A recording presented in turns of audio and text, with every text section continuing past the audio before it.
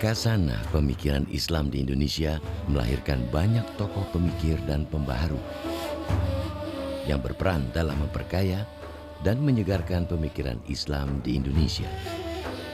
Salah satu ikon pembaharuan pemikiran Islam Indonesia adalah Profesor Dr. Nurcholish Madjid, seorang pemikir pembaharu yang memperkenalkan pentingnya integrasi pemikiran antara keislaman, keindonesiaan, dan kemodernan.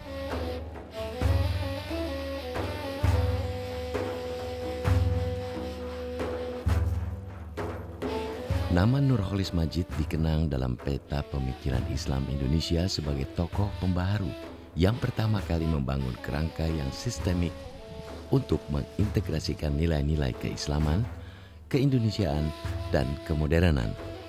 Gagasan tokoh yang akrab disapa Cak Nur ini begitu penting karena bahkan hingga saat ini masih mudah ditemukan sejumlah kalangan yang mempertentangkan semangat keislaman dengan keindonesiaan atau mempertentangkan semangat keislaman dengan kemodernan. Lihat gegap gempita di ruang publik ini justru pada momen-momen kritis seperti ini kelihatan pikiran Cak Nur itu seperti mercusuar yang menjulang tinggi di tengah kegelapan kita itu gitu. Karena kan problem-problem kita hari ini sebenarnya Cak Nur sudah mengantisipasi. Pertama, problem bagaimana mencari overlapping konsensus antara keislaman, keindonesiaan, kemodernan itu dalam satu tarikan nafas. Jadi orang harus mulai keluar dari split personality bahwa untuk menjadi Islam berarti aku tidak boleh menjadi nasionalis. Untuk menjadi nasionalis berarti aku tidak boleh menjadi Islam. Cak Nur justru lihat antara keislaman dan keindonesiaan itu sesuatu yang overlapping, yang menyatu. Nurcholish Madjid lahir di Jombang, Jawa Timur pada tanggal 17 Maret tahun 1939. Ayahnya adalah Kiai Haji Abdul Madjid, seorang pendukung Masyumi dan seorang kiai terpandang di kawasan Mojo Anyar, Mojokerto, Jawa Timur. Nurcholish memulai masa pendidikannya di pesantren Rejoso Jombang dan kemudian di pondok pesantren modern Gontor Ponorogo, dan setelah itu Cak Nur kuliah di Fakultas Sastra dan Kebudayaan Islam IAIN Syarif Hidayatullah Jakarta dan tamat pada tahun 1968. Dia itu orang yang sangat cerdas. Dia menguasai bahasa Arab, demikian juga bahasa Inggris karena dia lulusan Gontor ya. Jadi salah satu cirinya orang santri Gontor itu pinter berbahasa Arab, membaca literatur Arab modern, bukan buku kuning. Semasa kuliah, keluasan wawasan Cak Nur sebagai seorang pemikir Islam mulai dikenal luas. Selain sebagai pemikir, Cak Nur juga dikenal sebagai aktivis Himpunan Mahasiswa Islam atau HMI. Cak Nur bahkan sempat terpilih sebagai Ketua Umum PBHMI selama 2 periode berturut-turut dari tahun 1966 hingga tahun 1969. Pada tahun 68, dia itu dicalonkan sebagai Ketua Umum HMI, PBHMI. Saya mendukung dia bersama kawan-kawan karena kami semua mengenal dia itu seorang pemikir Muslim yang berpengetahuan ya, yang mempunyai pengetahuan agama yang sangat tinggi begitu. Tapi sekaligus dia juga seorang nasionalis. Pada tahun 1968, Cak Nur menulis sebuah artikel panjang berjudul "Modernisasi adalah rasionalisasi, bukan westernisasi". Lewat tulisannya yang berisi pandangan dan penolakannya terhadap gagasan sekulerisme ini, Cak Nur sempat dianggap sebagai natsir muda. Ia juga digadang-gadang sebagai pemikir politik Islam masa depan. Mula-mula dia disebut sebagai natsir muda karena seorang cendekiawan ya, cendekiawan yang terkemuka, yang mampu menandingi Pak Natsir. Tapi sebetulnya pengetahuan Cak Nur mengenai agama jauh lebih banyak, lebih besar dari Pak Natsir. Namun penilaian sebagian kalangan terhadap Nurholis muda kemudian berubah. Pemicunya adalah pidato Cak Nur yang berjudul Keharusan Pembaharuan Pemikiran Islam dan Masalah Integrasi Umat yang ia sampaikan dalam sebuah pertemuan di Jakarta pada awal tahun 1970. Dalam pidato ini, meski tetap menolak sekularisme, Cak Nur menganjurkan sekularisasi sebagai salah satu bentuk liberalisasi atau pembebasan terhadap pandangan-pandangan keliru yang telah mapan. Cak Nur misalnya melontarkan pernyataan Islam yes, Partai Islam no, yang memicu perdebatan luas. Kata Cak Nur, kita harus melakukan sekularisasi itu. Jadi hal-hal yang bersifat keduniaan jangan disakralkan, misalnya keris. Jangan itu disakralkan, itu sesuatu yang bersifat keduniaan. Oleh karena itu perlu disekularisasikan kembali. Nah, tapi sekularisasi kembali itu maksudnya kita hanya mengimani hal-hal yang betul-betul sakral. Jadi yang betul-betul ilahiyah, yang berpuncak pada tauhid. Cak Nur sebenarnya memisahkan atau menginginkan adanya kesadaran di kalangan Muslim Indonesia untuk bisa melihat bahwa memilih partai itu bukan sesuatu yang sakral. Itu hal biasa aja. Jadi Cak Nur sebenarnya memberi satu springboard, topangan bagi generasi-generasi baru umat Islam yang tadinya adalah dengan mobilitas vertikal yang terus bergerak, tapi saat yang sama waktu itu sarana artikulasi terhadap partai politik Islam sempit. Bagaimana mendobrak situasi ini supaya tidak melahirkan frustrasi, karena kalau ekspektasi tinggi tapi salurannya tertutup akan bisa melahirkan frustrasi dan itu bisa menimbulkan bibit-bibit mentalitas luar pagar yang tidak bisa melihat Indonesia itu sebagai arena aktualisasi dirinya. Maka Cak Nur membuka blokade ini dengan slogan Islam yes, Partai Islam no. Pada awal tahun 1970-an, gagasan pembaharuan pemikiran Islam yang dilontarkan Cak Nur mengundang reaksi beragam. Karena pemikirannya ini, sejumlah pihak yang kontra dengan pemikiran Cak Nur sempat mencapnya sebagai penganut sekularisme yang mengkampanyekan pemisahan agama Islam dengan urusan kehidupan sehari-hari. Dia merasa terpukul sebenarnya, sangat terpukul. Karena orang-orang yang dia cintai, orang-orang yang dia teladani seperti Pak Natsir, Hamka, semua mengkritik Cak Nur.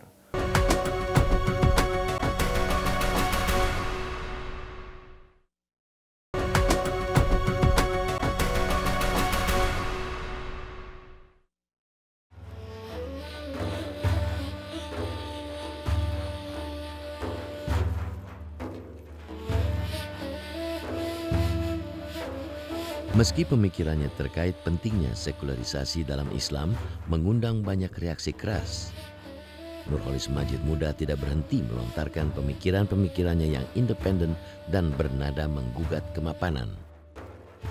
Pada bulan Oktober tahun 1972 misalnya, saat diundang berceramah di Taman Ismail Marzuki Tim Jakarta, Cak Nur kembali melontarkan pemikirannya yang mendapat tanggapan luas. Dalam ceramahnya yang berjudul Menyegarkan Paham Keagamaan di Kalangan Umat Islam Indonesia, Cak Nur mengkritik sikap apologetik umat Islam, terutama sikap apologi mereka terkait konsep negara Islam yang menurut Cak Nur kerap mencerminkan rasa rendah diri dan keengganan bersikap terbuka terhadap pihak luar. Ceramah Cak Nur di Tim ini kembali menuai reaksi keras, salah satu diantaranya dari mantan Menteri Agama Profesor Dr. H.M. Rashidi. Dia itu tidak setuju dengan dengan negara Islam. Jadi dia ingin supaya wacana negara Islam itu nggak usah dilanjutkan. Yang penting untuk masa sekarang itu keadilan sosial. Jadi sila yang menjadi perhatian Cak Nur itu adalah keadilan sosial. Karena ciri Islam yang paling menonjol itu keadilan. Menurut keyakinan Cak Nur, Islam dengan politik itu memang bisa dipisahkan. Cita-cita Islam adalah bukan mendirikan negara Islam.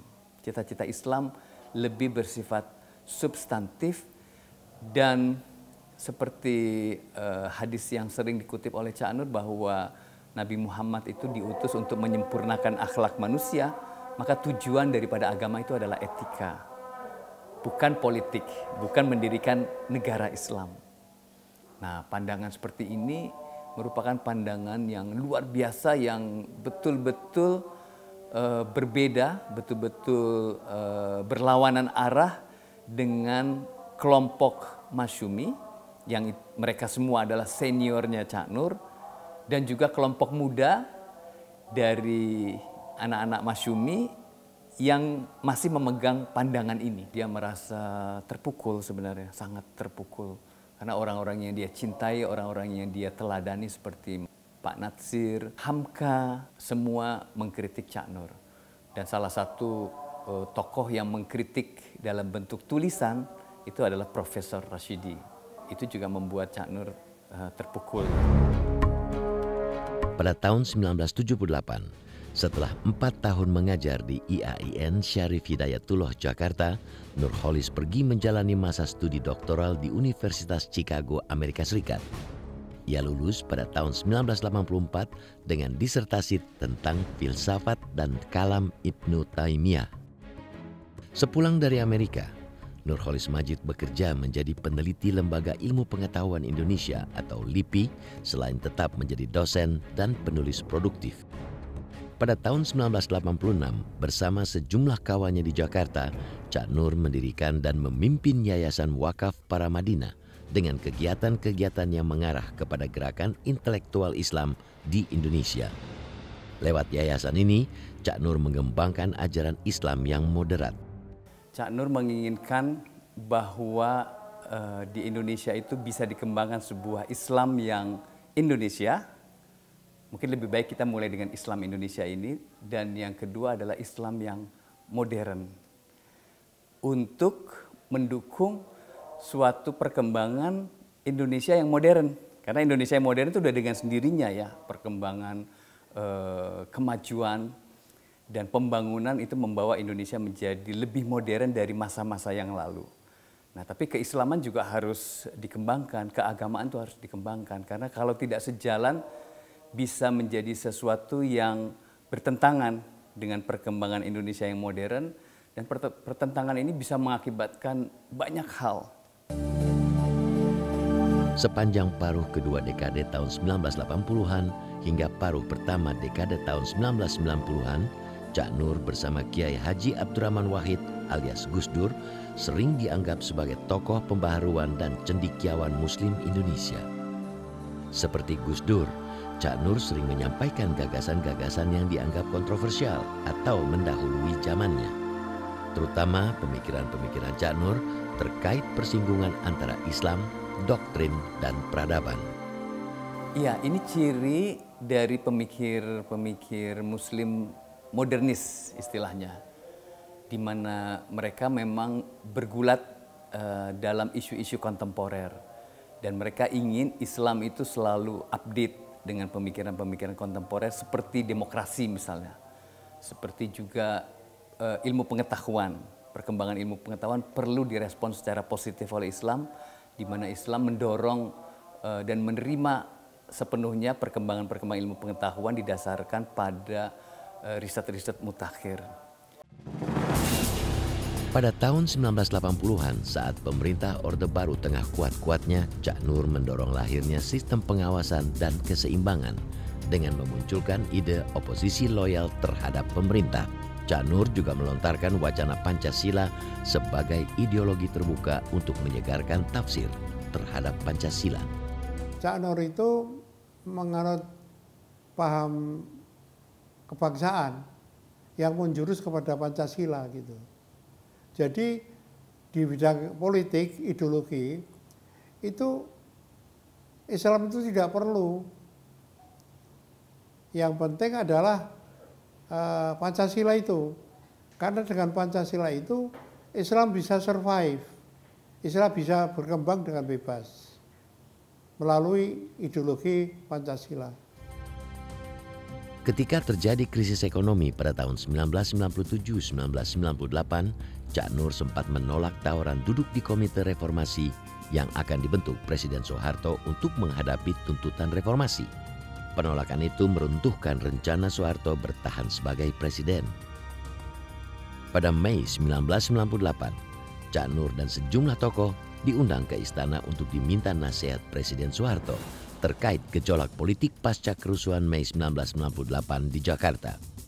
Kepada Soeharto, Cak Nur menyarankan agar pemimpin Orde Baru yang telah berkuasa selama 32 tahun itu mengundurkan diri dari jabatannya untuk menghindari gejolak politik yang lebih parah. Pak Harto kemudian memenuhi saran ini dan mengundurkan diri dari jabatan presiden. Ya Allah, saya menangis itu karena bukan karena jatuh-jatuh, tapi merasakan bahwa Tuhan itu sayang sekali sama Cak Nur. Sakit Cak Nur itu tidak merasakan sama sekali.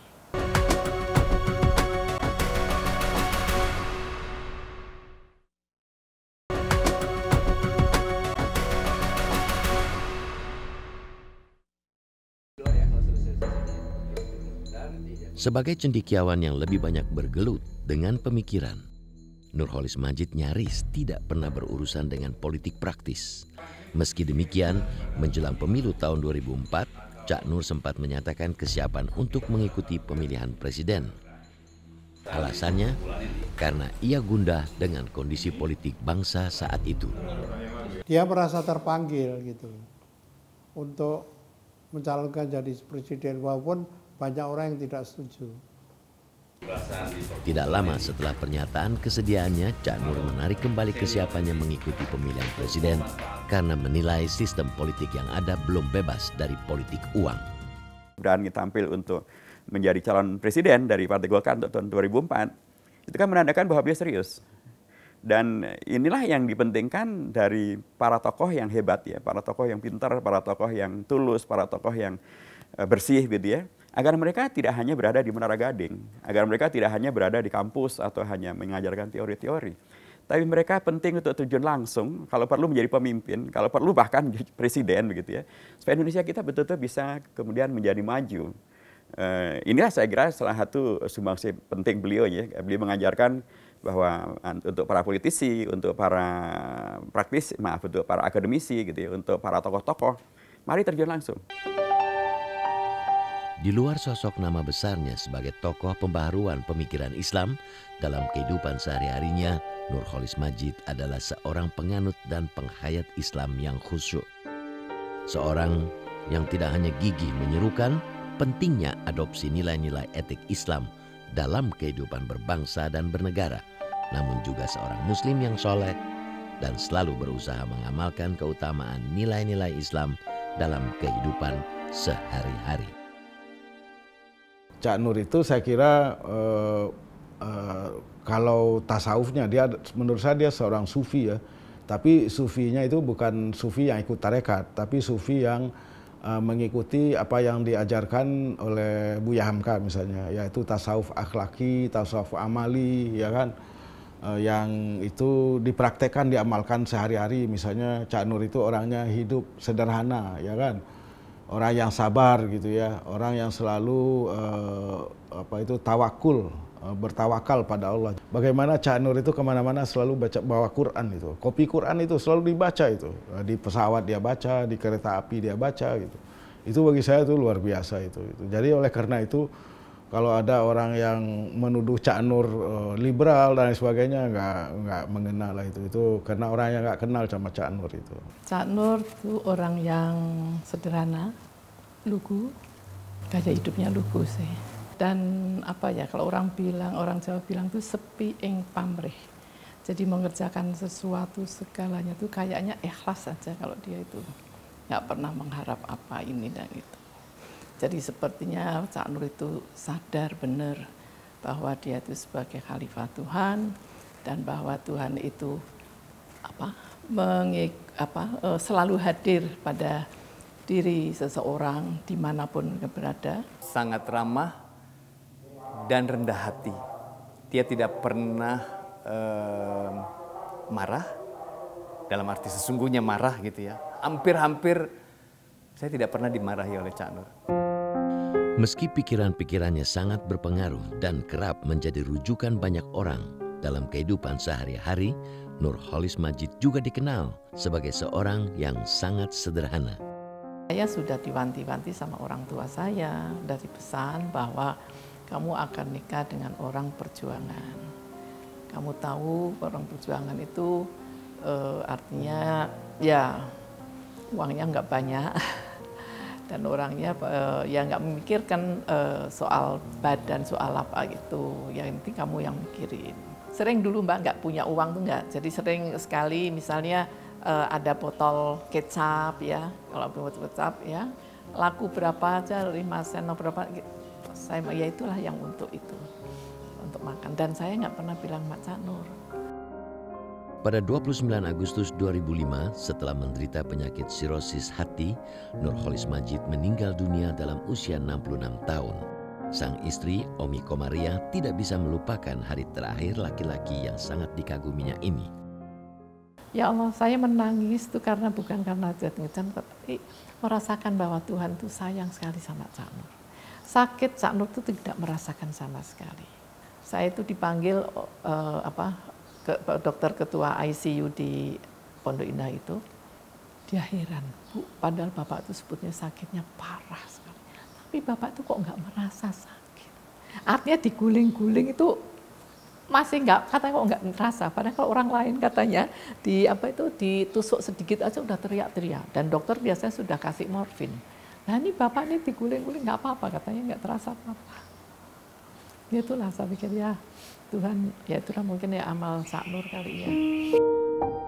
Karena pemikiran-pemikirannya dinilai berkontribusi penting dalam kehidupan berbangsa dan bernegara, jenazah Nurholis Madjid dimakamkan di Taman Makam Pahlawan Kalibata. Bagi banyak orang yang tercerahkan oleh pemikiran-pemikirannya, Nurholis tak kurang adalah sebuah ikon, sebuah simbol pembaharuan pemikiran Islam Indonesia yang tiang-tiang utamanya adalah keterbukaan. Dengan keterbukaan, umat Islam tidak hanya didorong mengkoreksi kekurangan diri sendiri, namun juga berkesempatan belajar dari pihak manapun untuk terus memperbaiki diri sendiri.